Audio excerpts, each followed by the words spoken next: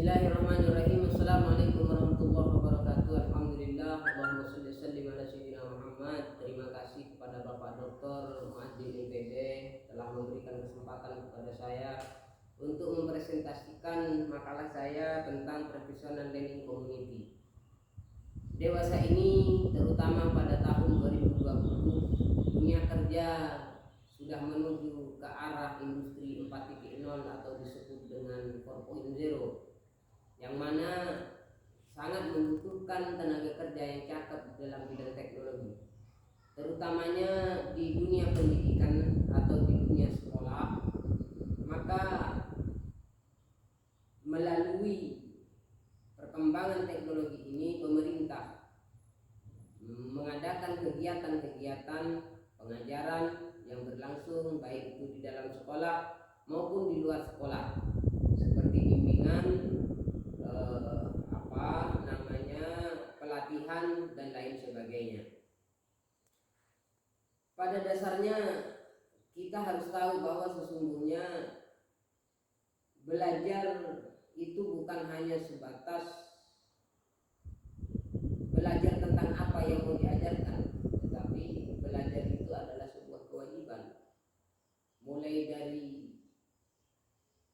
buayan sampai masuk kepada liang lahat, itu adalah kewajiban selaku umat Islam untuk selalu belajar, mencari ilmu, agar supaya dapat memainkan penalaran hidup sekarang atau yang akan datang. Nah, industri 4.0 ini adalah sebuah keniscayaan bagi kita semua bahwa kita sudah masuk pada era digital, yang mana kita dituntut untuk bisa bersaing, untuk bisa bekerja sesuai dengan tuntutan zaman. Dalam perspektif kebijakan nasional, pemerintah telah merumuskan 4 jenis kompetensi sebagai seorang guru di dalam dunia pendidikan, sebagaimana itu telah tertuang di dalam peraturan pemerintah nomor 19 tahun 2005.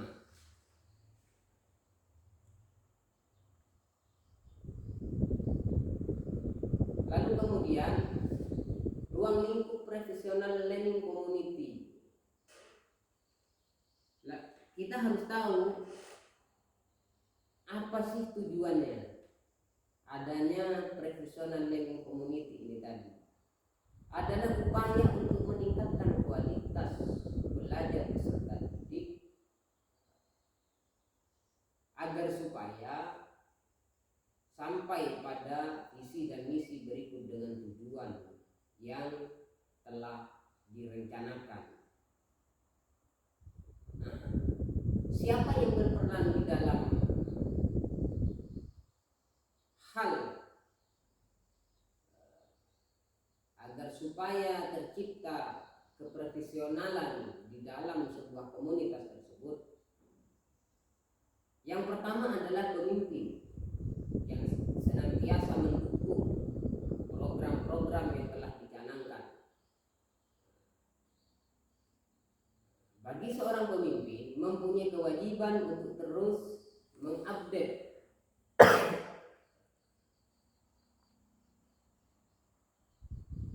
informasi-informasi tentang perkembangan dunia industri di bidang teknologi. Contoh misalkan, kalau dulu di dalam pendidikan itu rapot memakai rapot manual, sekarang tidak lagi. Sekarang sudah memakai RDM. Dulu data siswa itu dikirim dengan manual, tetapi sekarang sudah ada aplikasi khusus seperti EMIS, Simpatika, Verbal PD. Kalau di SD Siaga, dan alat komunikasi lainnya yang mendukung pergerakan pendidikan ke depan, sehingga bagi seorang pemimpin harus mampu beradaptasi dengan perkembangan zaman, khususnya di dunia industri 4.0 yang sudah masuk pada era digital. Tujuannya untuk apa? Supaya sekolah tersebut terus berkembang seiring dengan perkembangan zaman. Dan bagi seorang pemimpin mempunyai kewajiban juga untuk melibatkan warga sekolah, baik itu internal sekolah maupun eksternal sekolah. Supaya apa? Supaya segala informasi dan program-program yang dijalankan itu sampai pada sebuah tujuan yang ingin dicapai. Di dalam pengertian professional learning community, seorang pemimpin tak bisa belajar sendiri.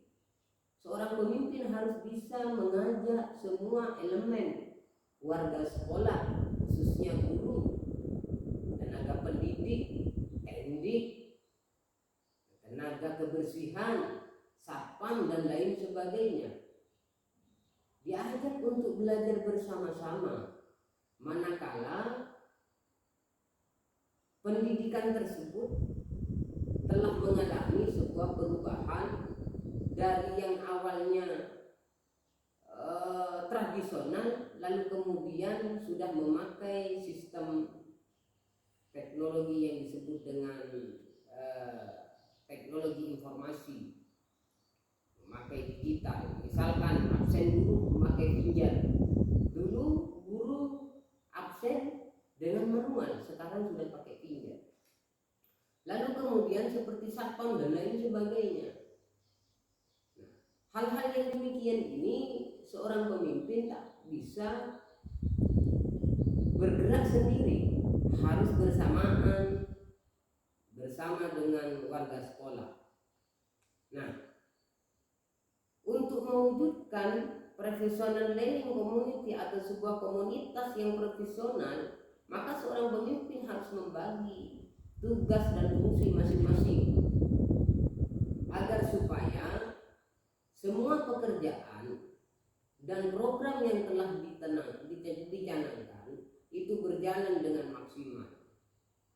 Nah, di setiap sisi, khususnya di industri 4.0 yang menjurus kepada dunia digital, khususnya di dalam sekolah, maka ada sisi lain yang harus dilihat oleh seorang pemimpin. Di antaranya adalah kondisi sekolah yang harus mendukung untuk menerapkan program-program yang berbasis digital.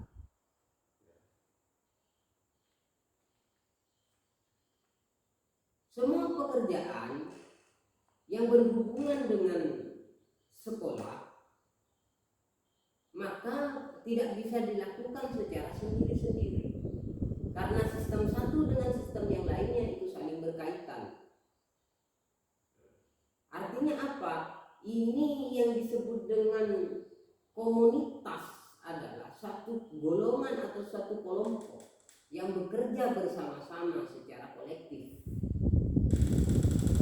secara bersamaan, dan mengevaluasi secara bersamaan, dan juga belajar secara bersamaan, melakukan perbaikan itu secara bersamaan. Tidak bisa hanya melakukan perbaikan secara masing-masing.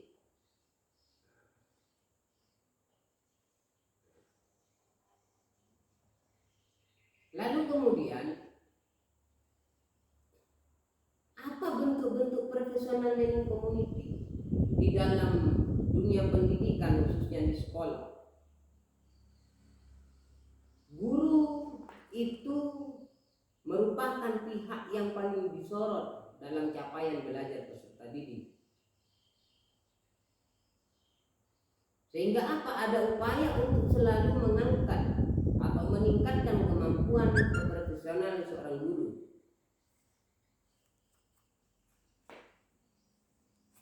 Nah, guru di sini harus menjadi orang yang paling sadar terhadap apa? Terhadap kemungkinan-kemungkinan yang akan menjadi penilaian baik itu oleh warga sekolah maupun luar warga sekolah. Sehingga apa? Guru terus melakukan upaya untuk meningkatkan profesionalismenya. Kalau di dalam dunia pendidikan itu ada kegiatan-kegiatan yang merupakan bagian daripada untuk meningkatkan kualitas sebagai seorang guru. Yang pertama ada dikenal dengan MGMP, Musyawarah Guru Mata Pelajaran. Dan ini bukan hanya sekedar ajang ngumpul, ada KKG, ada ICT dan lain sebagainya.